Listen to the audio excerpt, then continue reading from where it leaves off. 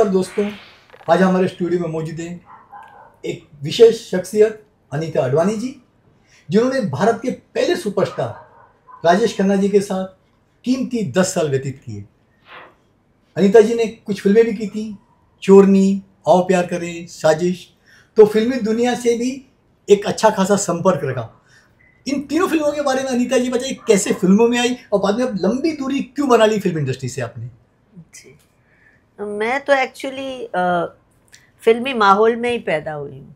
Because जो मेरी मासी थी, जिनका मरीना गेस्ट हाउस था, the most famous Marina Bandra में, फिल्मी गढ़ था जी हाँ। वहाँ सारे फिल्म स्टार्स रह के गए, राजेंद्र कुमार जी, सलीम अंकल, सलमान के डैडी, और मतलब धर्म जी।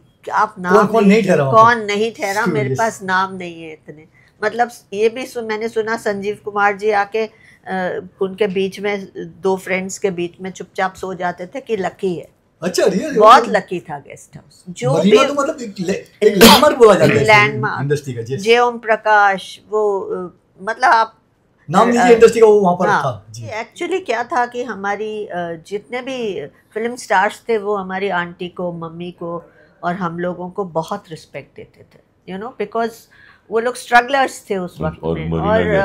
और मेरी आंटी ऐसी थी कि उनको से किराया नहीं लेती थी, कई महीने पैसे नहीं होते थे तो खाना लेके देना, कपड़े तक उनको लेके देना जी। तो मतलब वो एक फैमिली जैसी थी और हमारी बहुत रिस्पेक्ट थी। पर जब मैंने, और मेरे आते जाते सब कहते थे जब मैं बड़ी हो गई थोड़ी कि आपको फिल्में ज्वाइन करनी चाहिए, फिल्में ज्वाइन करनी चाहिए, तो वहीं से मुझे ऑफर्स आने लगी थी। ओके। और फिर मैंने पहले शालीमार की थी। अच्छा, कृष्णा शाह। शालीमार में एक 11 मिनट्स का ये था ट्राइबल डांस।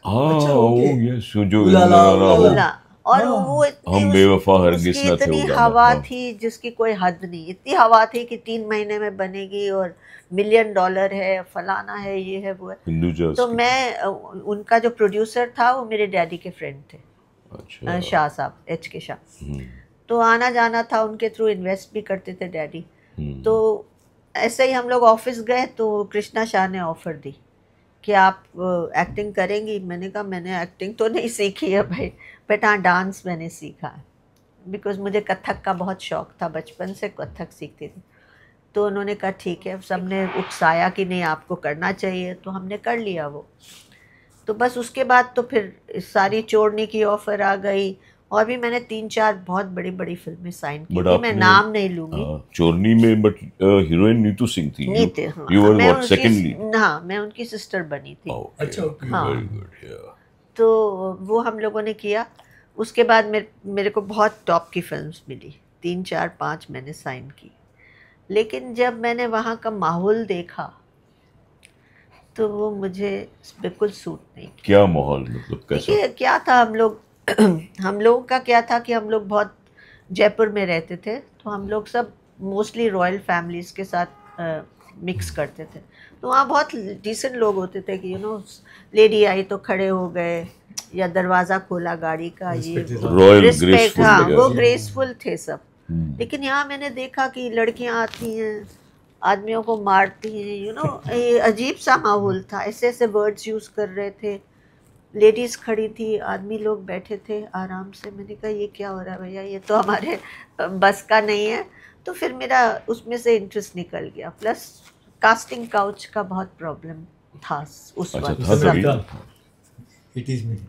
तो आपको कभी ऐसा लगा, कोई ऐसी बात याद आ रही है? मतलब आपको कोई किस्सा है? मतलब ऐसा ही था कि बड़ी बड़ी फिल्में साइन की, लेकिन कि डिनर पे चलिए, यहाँ चलिए। मैंने कहा भाई हम नहीं जाते डिनर। ऐसा कोई प्रोड्यूसर बड़ा, कोई ऐसी बड़े बात बताना चाहो तो ऑडियंस, जो दर्शक है, उनको भी पता चले कि उन दिनों में क्या होता था casting couch. If you don't mind you can always reveal the name. मैं किसी का नाम नहीं लूंगी, अभी कुछ लोग, but it was there, it was there.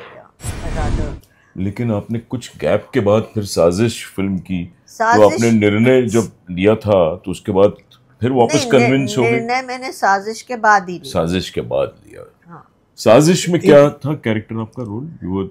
मैं इसकी मतलब one of the main roles था जिसके ऊपर मैं मिथुन की सिस्टर बनी थी। राज बब्बर मेरे हस्बैंड बने थे। अच्छा, तो it was a good substantial, या वेरी सब्सटेंशियल रोल।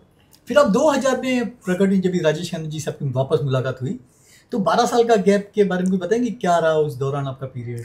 सर उस टाइम मैं फिर और चीज़ें करने लगी, मैं डिज़ाइनिंग करने लगी। मैंने अपना छोटा सा एक वो खोला था इंटीरियर डिज़ाइन का भी और ड्रेस डिज़ाइनिंग का, मैं उसमें चली गई। हाँ, बट क्योंकि फिल्म का माहौल था तो फिल्म वाले मिलते रहते थे, तो कहीं ना कहीं काका जी टकराते रहते थे। अच्छा। और हमेशा कहते थे लेट्स मीट, तो ये चलता रहता था, तो ऑन एंड ऑफ था जी ऐसा। तो बस वहाँ से और भी मेरे सारे फिल्मी फ्रेंड्स थे, मतलब कोई, और यहाँ तक कि मेरे अपने जो मेरा ऑफिस था वहाँ पे भी मुझे आके ऑफर्स मिलती थी कि आप ये पिक्चर कर लीजिए, ये पिक्चर कर लीजिए। मैंने कहा नहीं भाई, मुझे नहीं करनी पिक्चर। तो करीब 2004 के दौरान आप आशीर्वाद में मूव हो गई थी राजेश खन्ना जी के साथ में? हाँ जी। तो 8 साल का पीरियड कैसा रहा अनीता जी उनके साथ? मतलब काफ़ी रोमांटिक थे, लोगों पब्लिक डोमेन में आ गई थी कि आप अनीता जी राजेश खन्ना की सरोगेट वाइफ हैं, आप करवा चौथ का व्रत भी रखती थी उनके लिए। जी बिल्कुल रखती थी। तो you were as good as married. Of course, उन्होंने मुझे कड़ा पिनाया था बालाजी के सामने। यस, बाकायदा एक्सेप्ट किया था ये। वो पूरी आपको स्टोरी बुक में मिलेगी। अच्छा, पूरी बुक में लिखी आपने? बिल्कुल। वो जो वर्जन है इसके बाद वाला सेकंड पार्ट में उसमें लिखी। But you didn't get into the मतलब जो actual marriage, because he was not, I think, divorced. He was always separated. 28 साल कोई नहीं था उनके साथ। 82 से He was always a lonely man. 2000 तक। तो was he settled when he was with you? बाद में फिर उसके बाद he peacefully stayed. तो ये जब आपके साथ रहे तो was he settled, calm and cool?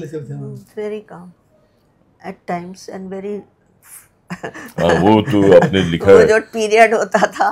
तो was he मतलब इंडियन विकेड से आपका क्या इशारा जाता है? विकेड में मतलब कभी वायलेंट तो थे ही नहीं, काका जी was always peace loving। नहीं थे, वायलेंट नहीं थे, कभी कभार मार दिया, ये कर दिया तो फिर मैं 2-4 वापस भी मार देती। मेरा रिफ्लेक्स ही ऐसा है। That's nice. मेरे रिफ्लेक्सेस ऐसे हैं ऑटोमेटिक की, कोई मुझे करे तो मैं इंस्टेंटली तो मैं नहीं सोचती। मतलब काका जी को नहले पे दहला। फिर कहते थे तुमने नाखून मारा मुझे। अच्छा, उन्होंने कभी बताया नहीं कि डिम्पल जी से वो तलाक क्यों नहीं लेना चाहते, क्यों नहीं लिया इतना लंबा? सर मैं उन लोगों के बारे में बात नहीं करना चाहती। उनके बारे में उनका पर्सनल लाइफ थी, उनको ज़्यादा पता क्यों नहीं कर रहे थे। उनकी ट्रक पे चढ़ने नहीं दिया आपको, अंतिम संस्कार में मुझे याद मत दिलाइए। मतलब काफी बैड पीरियड रहा आपके लिए। Very horrible. किसी दुश्मन को भी ऐसा ना किया जाए। सर बहुत धोखे मिले हैं मुझे लाइफ में, बहुत लोग प्यार से मिलते हैं और फिर जब ऐसी पलटी खाते हैं कि आप सोच भी नहीं सकते कि ये वही इंसान है कि जो मुझे डियर डार्लिंग करता था। वो एक चीज़ मुझसे पूछ के करते थे, वो इतना बदल जाएंगे। कौन था वो जो डियर डार्लिंग? अरे छोड़िए, मतलब if you are hinting to let us know। Hinting family वाले उनकी फैमिली वाले। ये किसकी ख्वाहिश थी कि उनके आशीर्वाद जो बंगला है वहाँ पर म्यूजियम बनाया जाए? जो नहीं, काका जी की उनकी ख्वाहिश थी। बिल्कुल, हम लोगों ने सजाया ही एग्जैक्टली। अपने कभी वॉल पे उनकी फोटोज वगैरह लिखा है, आपने जिक्र किया है किधर? सर वो पूरा नेक्स्ट मेरे वर्जन कैसे बनाया, एक चीज मैंने लिखी है। तो काफी दुख होगा कि वो म्यूजियम में कन्वर्ट नहीं हो पाया उनका आशीर्वाद। जब वो टूटा तो मैं भी टूटी थी साथ। ओहो, इतना सजाया हमने उसको। आई थिंक 85 करोड़ में फिर शेट्टी को सर 150 करोड़ की हमको ऑफर थी जब काका जी बीमार थे। अच्छा, तो क्यों नहीं बेचा? नहीं, उन्होंने कहा म्यूजियम बनेगा मेरा, ये 100 साल तक चलेगा। आप बिलीव नहीं करेंगे, इतना वो पक्का बना हुआ था नीचे से, वो जो ये कहते हैं क्या कहते हैं, फाउंडेशन, अर्थक्वेक रेजिस्टेंट सब का बनाया था। अर्थक्वेक आए अबाउट 6 के ऊपर, आई थिंक ऑलमोस्ट 7 तक आए, तब तक वो बंगला हिल नहीं सकता। आपने कहते हैं रिनोवेशन में काफी खर्चा किया, आपके पास बिल्स भी पड़े हुए हैं, आशीर्वाद को रिनोवेट करने की? पूरी फाइल्स पड़ी है मेरे पास। केस आपने बॉम्बे सेशन कोर्ट में किया था? नहीं, मैंने मैजिस्ट्रेट कोर्ट में किया था। तो वहां पर आप हार गई थी और सुप्रीम कोर्ट ने हारी नहीं, वहाँ नहीं हारी। जजमेंट आपके खिलाफ गया था? नहीं, वहाँ नहीं हारी। वहाँ उन्होंने इनको बुलाया था जवाब देने के लिए। जी हाँ। तो जवाब देने की जगह उन्होंने हाई कोर्ट चले गए। अच्छा, ओके। वो हाई कोर्ट चले गए। They move to high court. Okay, they move to high court कि हमको ये बुला रहे हैं, इट्स नॉट राइट, ये जो है सब झूठ बोल रही है, ये वो। उसको यहीं खारिज करी। ओके, कोई रिश्ता नहीं है इसका। तो फिर हाई कोर्ट में आप देखते हैं क्या हुआ। हाँ, फिर वो उन्होंने कहा कि जी इसका कोई रिश्ता नहीं है, कुछ भी नहीं है इनका लेना देना उसके साथ।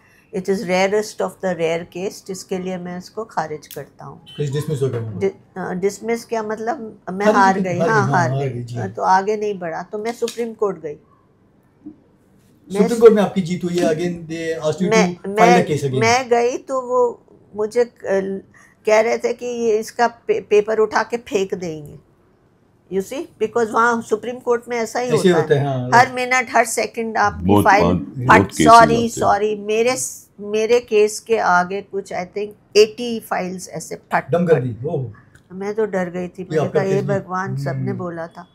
3 जजेस की बेंच थी। अच्छा, 3 बेंच थी और चीफ जस्टिस की बेंच थी। रियली?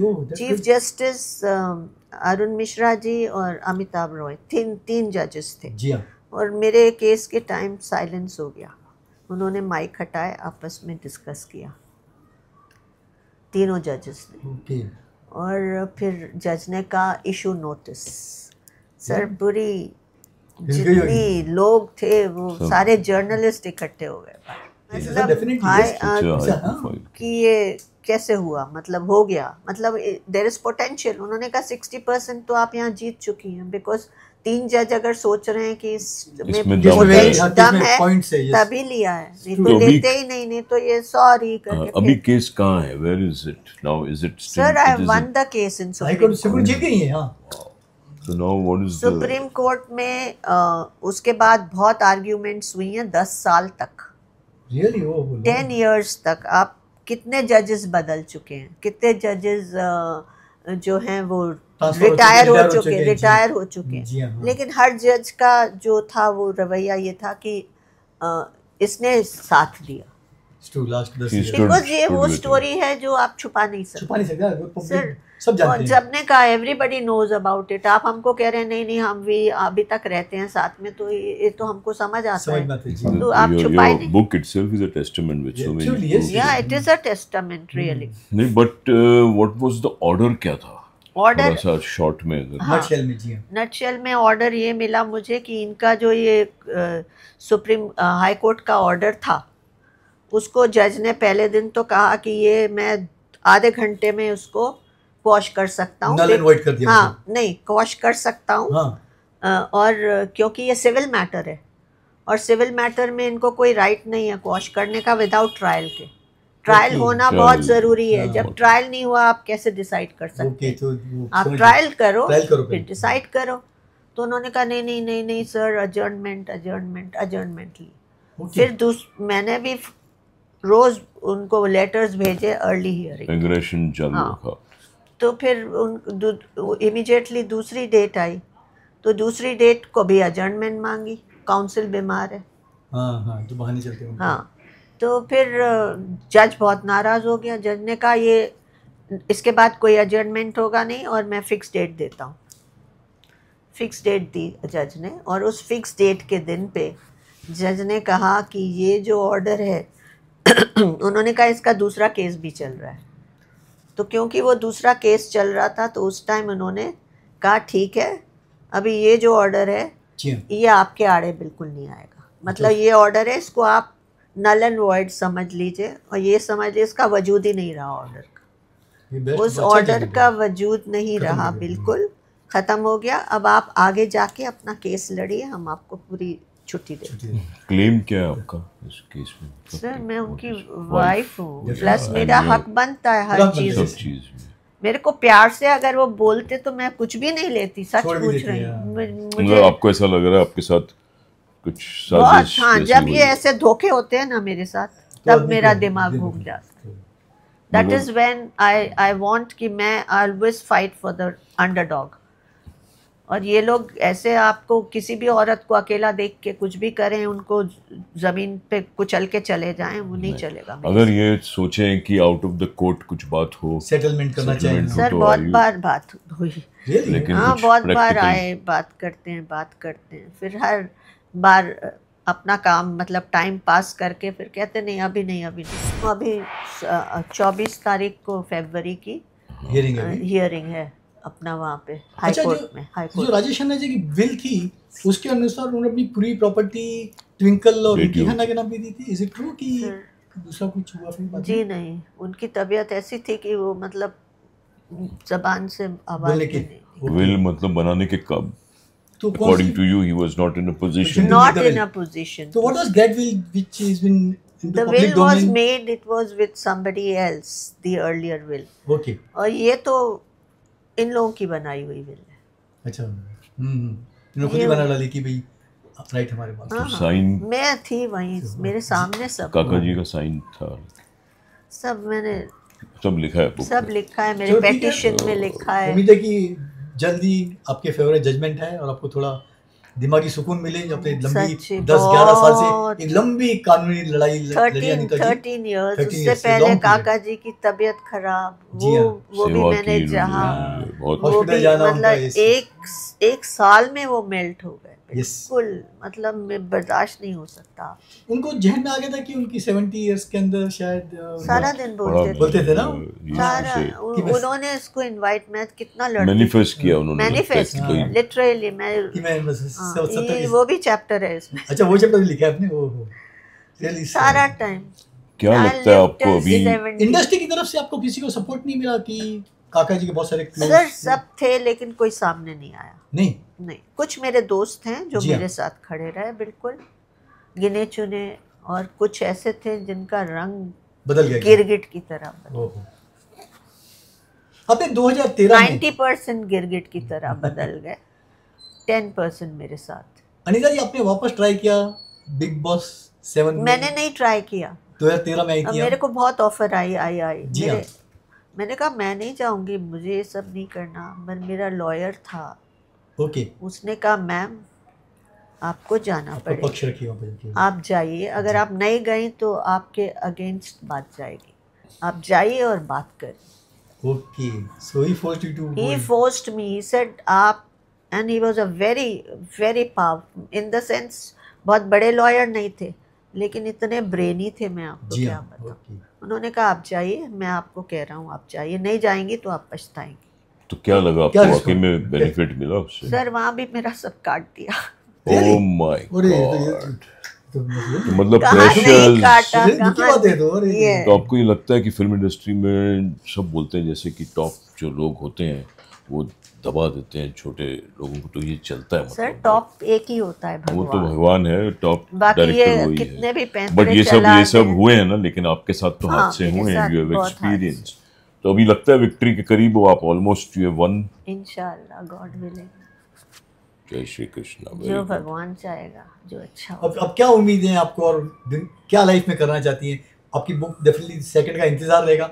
और सर मैं चाहती हूँ मेरी बुक सब पढ़ें, काका जी को जाने, मुझे जाने कि हम लोग कहाँ से आते हैं, क्या हैं, क्या काका जी के तरीके थे, क्या उनकी चालें थी, वो सब। एक बार फिर से बुक दिखाते हैं हम, ये बुक प्लीज देखिए, do read this book. This book has got substance. इसमें इनकी लड़ाई, इनकी शक्ति, इनकी श्रद्धा, इनकी जीवन का majority of portion of our life is, I think we should really, एक सच्चाई है, कोई फिक्शन नहीं है। जो अनीता जी ने राजेश खन्ना जी के साथ 10 साल कीमती गुजारे, उसका निचोड़ है इसके अंदर। तो आपको ऐसी बातें देखने को मिलेंगी जो आपने कभी सुनी नहीं हो, ना पढ़ी लिखी। अभी नेक्स्ट वाले में तो बहुत उनकी आवाज की इतनी रिकॉर्डिंग्स हैं, अरे बहुत। दर्शकों डेफिनेटली आप उत्सुक होंगे अनीता जी और राजेश खन्ना जी की अंतरंग बातें सुनने को। कुछ ऐसा प्रसंग है कि लोग आप दोनों की बातें सुन सके अनीता जी? ऐसे तो मेरे पास बहुत हैं, लेकिन चलिए आपको एक क्या याद रखेंगे आप लोग? कुछ ऐसा डायलॉग भी है, था, हाँ जी। अनीता हेट टीयर्स, समोसे खाओगी, हमने तो ये सब सुना है। मैंने एक बार बोला था, मेरे फोन की हम लोग वो बना रहे थे, हाँ, जो कहते हैं ना रिंगटोन, तो कहने लगे, मैंने कहा इसमें वो है रिकॉर्डिंग का फीचर था, मैंने कहा आप इसमें कुछ बोलिए। हाँ, बोले क्या बोलूं क्या बोलूं, कहा अनीता, ओ अनीता फोन उठाओ ना। क्या बात तो बोले shut up, I am not going to say all this. मैं कहा नहीं बोलिए। फिर उन्होंने अपना एक डायलॉग बोला, कौन सा ये, हम रंगमंच की कठपुतली, अरे आनंद गाड़े, वो तो आइकॉनिक डायलॉग है, वो मेरा रिंगटोन था। Really? Yes, बहुत टाइम। और मैं एयरपोर्ट पे जाती थी, सब मुड़ के देखते थे कि ये आवाज कहाँ से आई काका जी की। तो एक्सक्लूसिव। तो दर्शकों क्या सुना रही हैं आप दोनों की कन्वर्सेशन का एक खास हिस्सा? एक खास हिस्सा सुनाती हूँ आपको, और वो स्टार्ट भी मेरे नाम से ही होता है। क्या बात है। और अनीता जी, अभी आपकी और ख्वाहिशें क्या हैं? एक तो केस चल रहे हैं आपके, दो बुक्स का, ऐसी कि हर ख्वाहिश पे दम। क्या बात है। बहुत निकले मेरे अरमान, लेकिन फिर भी कम। कहते हैं अगर वो स्टूडियो पहुंचते थे तो पिन ड्रॉप साइलेंस हो जाता था। क्या लड़कियां पागल थी। उनका जलवा मैंने देखा रंजू स्टूडियो में। उस टाइम में मोबाइल नहीं होता था, उनके पता नहीं किसके गर्लफ्रेंड्स के फोन आते थे, प्रोड्यूसर का शॉट छोड़ के बाहर आते थे फोन अटेंड करने के लिए।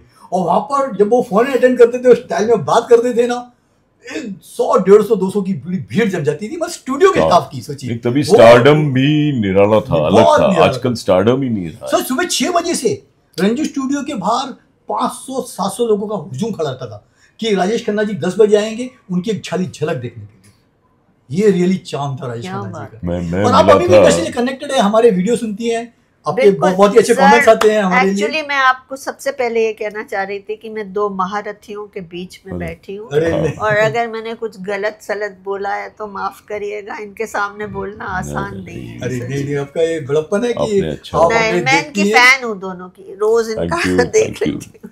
बहुत बहुत शुक्रिया अनीता जी आपका, बहुत रियली। और हमारी बहुत बहुत शुभकामनाएं आपको। इतने ऑनेस्ट आप लोगों के रिव्यूज होते हैं, जो मतलब बोलने के लिए बहुत दम चाहिए। लेकिन क्या बात है, we try to bring the facts. Thank you.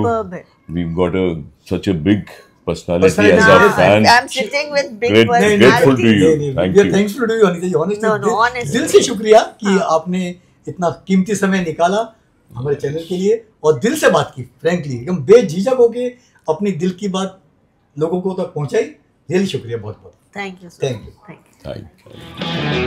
you.